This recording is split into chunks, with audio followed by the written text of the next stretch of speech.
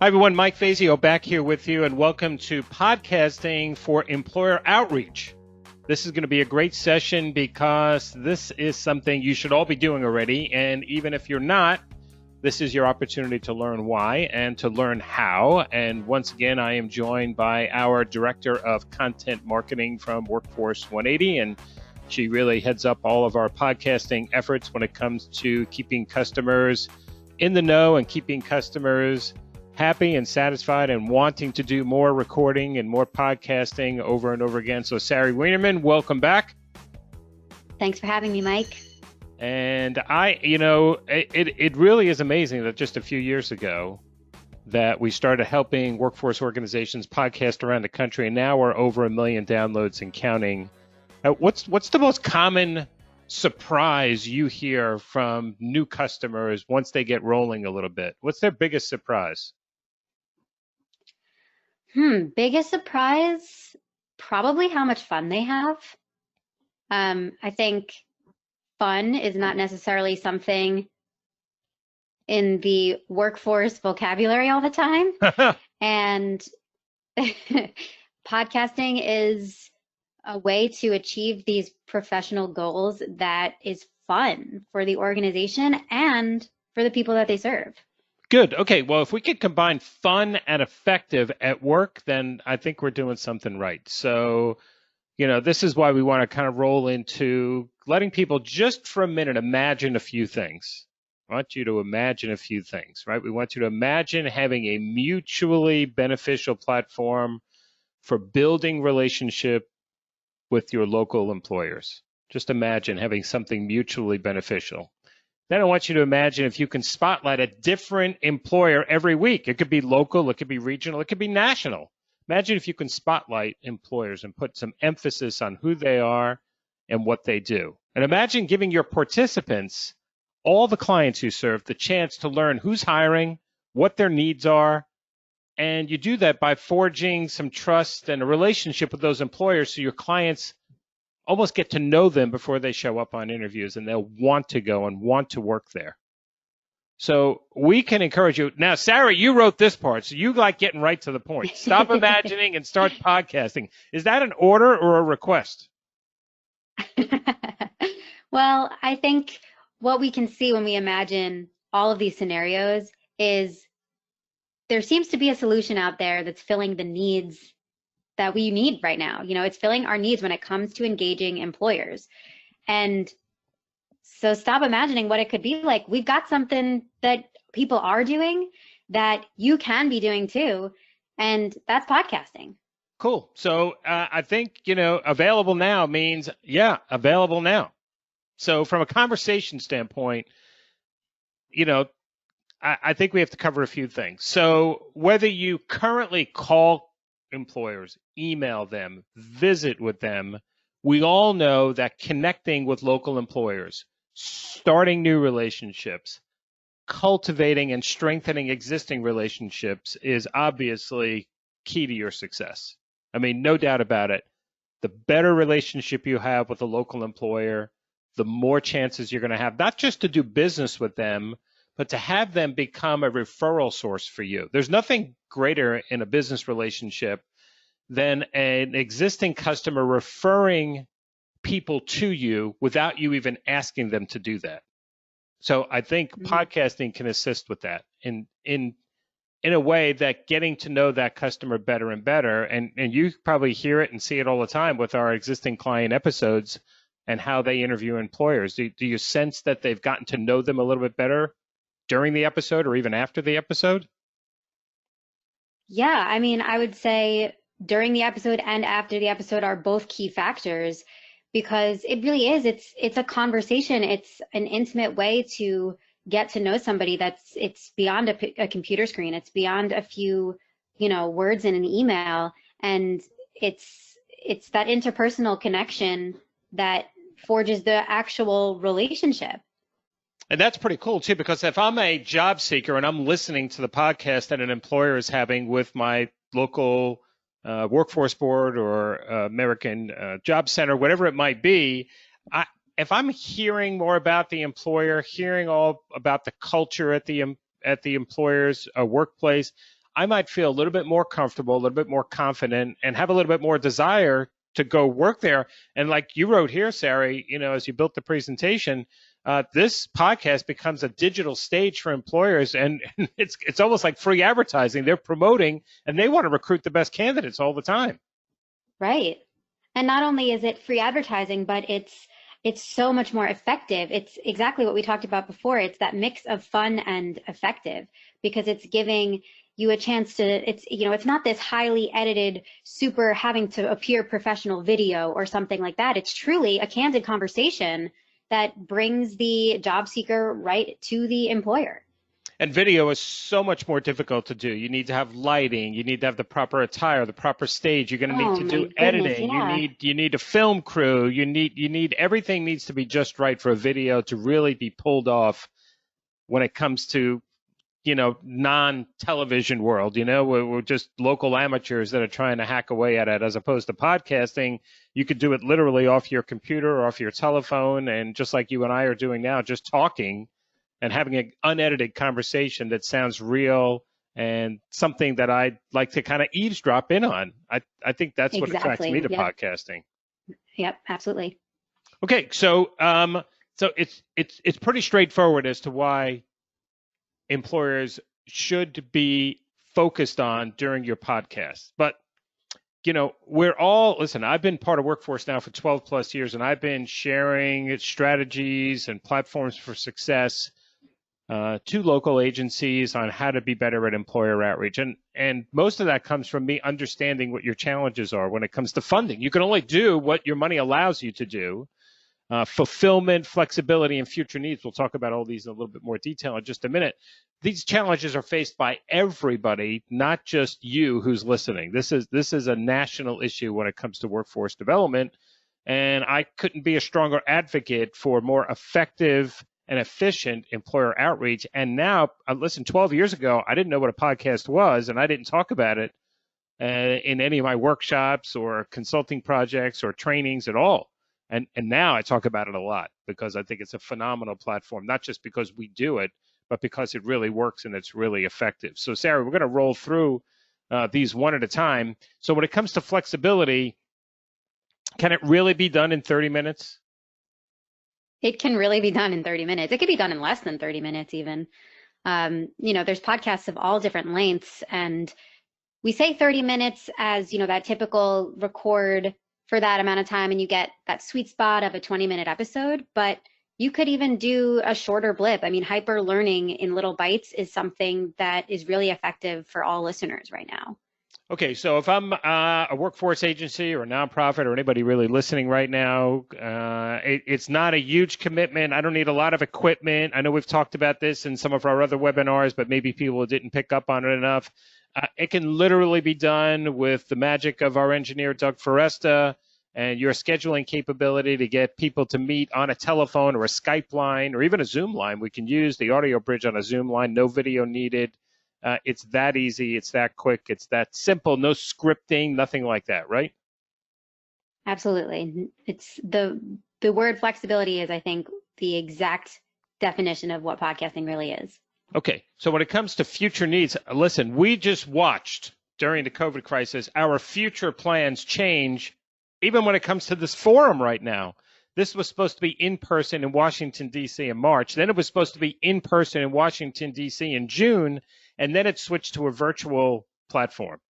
So when you write here, the needs of employers are ever changing, the needs of everybody in business are ever changing, the way I look at it, and that gives you a chance. I think you talked about in the client episode we recorded about having the ability to pivot and be ready very quickly to meet the needs based on what is being thrown at us at that particular moment.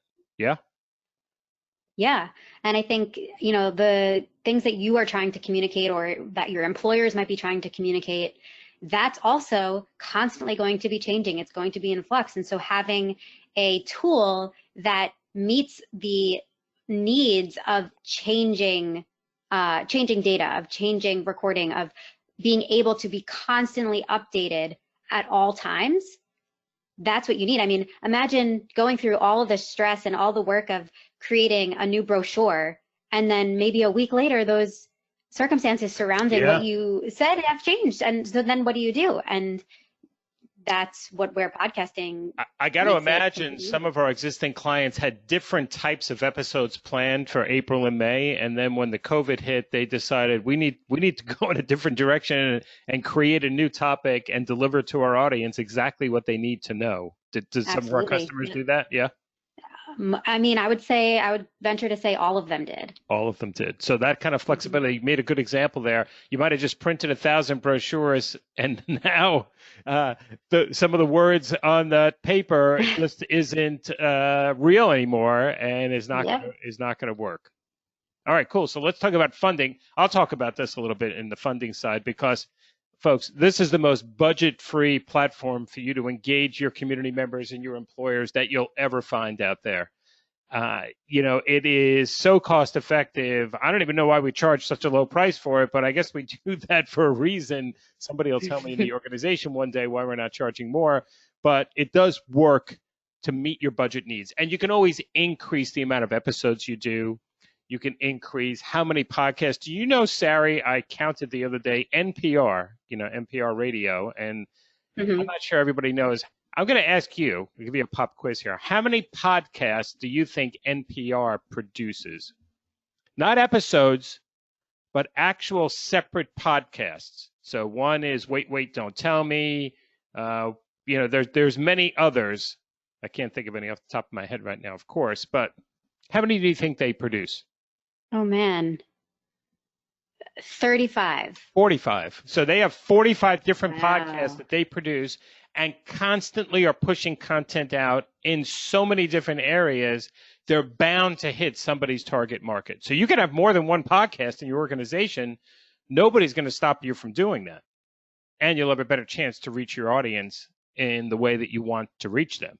So when it comes to fulfillment, right? Sometimes employers can only hire a few people and they might be worried about the partnership will leave them with too many seats to fill. But I think when other employers are seeing your podcast, I think that's going to help them, don't you?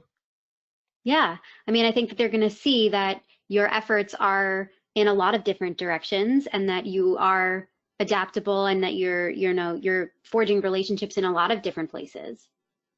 And that's the whole idea is to reach out to your community. I usually make this bold statement when I'm doing something related to business services, and I'll say this to business service reps. I say, I will bet you right now 90% of the employers in your region don't know who you are and exactly what you do. Yep. 90%. So if there's Hmm. 1,000 businesses, I will bet them that we can go knock on 10 doors right now. 9 won't know who we are or what we do. We can knock on 190 won't know who we are and exactly what we do. This is another platform. You don't need to replace everything you're doing now with podcasting. It's not the magic, potion that does that. But it's another platform that's proven to be effective, that's proven to be relevant, and proven to have the wherewithal and the bandwidth to allow people a different way, and for a lot of people, a better way to consume information. So that's where I think fulfillment really comes into play. So what's in it for the employer, Sari? What's in it for them? Well, for the employer, I mean, we did mention this idea of free marketing, right? But more than that, it's a place for them to have, like we said, like a stage. It's a place for them to be able to describe what their goals are, what their needs are, to be able to deliver that directly to the ears of your job seekers. Yeah, no doubt about it. So it can be, something that seems almost customized, right? Yes, it could be customized. I mean, we talk about it a lot as this conversation, a conversational type of audio, but we can think beyond that. We can think of, what about the idea of workshops or guided Right, instruction about right. training? Your employers could use this platform to do that. Yeah, I mean, any bridge we're building with an employer that strengthens our bond is going to be Hmm. beneficial for us and beneficial for them because I think the more they get to know us, the more they're going to trust us, the more variety of services they might utilize. They might be hesitant at first to work with us. I know that that's very common. And then it might just take one project that leads to another project and another project. And listen, WIOA doesn't just encourage us, it requires us to have a stronger relationship with employers. It's not an option, it's a requirement. And this is another specific example of an innovative way to engage with employers on a regular basis and really assist them. I think it's proven out to be that effective, right? Yeah, and I think employers are looking for ways to be WIOA compliant as well. It's on their responsibility too to develop this deeper involvement with the workforce organizations. And so you're giving them exactly what they need to fulfill it on their end. You're giving them this great way to do it. Hey, listen, we have providers who are customers of ours, who are workforce providers. We'll leave them nameless for now, that put podcasting in their RFP responses as an innovative way that they're connecting with the employer community. And I'm glad that they do, because it's 100% true, and it differentiates them when they're bidding on projects. So this can be beneficial to everybody. So from an employer standpoint, Sari, I mean, we keep adding logos to our database. There are more and more workforce agencies all around the country. These are just a few that are signing up, recording episodes, pushing out content, getting listenerships grown. Some are getting sponsors, and the sponsors are helping to fund the podcast platform. I mean, did you imagine it would grow this big? Now, listen, folks, I've known Sari since she's about 5 years old, when she was dancing on stage with my oldest daughter, Anna. And over the years, she has pursued a tremendous opportunity and a career in music and theater and Broadway. And she started out working part-time for us a couple of years ago. How many years ago was it, Sari? Was it 2 or 3, or am I way off? 5. 5 years ago, my goodness. She was helping us 5 years ago, just a few hours a week. And now just 2 hours a week. 2 hours a week, is that what it was? And now how many hours a week do you put in dedicated to podcasting? At least 30.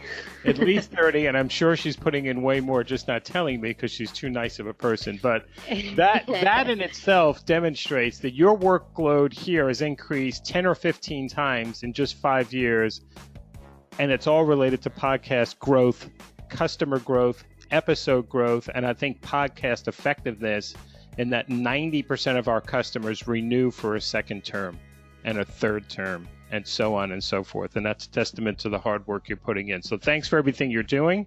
Folks, if you're interested in starting your own podcasting, having your logo up on our screen next year at the forum, I'd encourage you to contact me directly, or probably better off contacting Sari directly, because she's really the lead on all this. So Sari, thanks for everything you're doing. You're doing a terrific job, and thanks for keeping our customers satisfied and keep our customers successful. You're doing a great job. Thank you, Mike. It's my pleasure.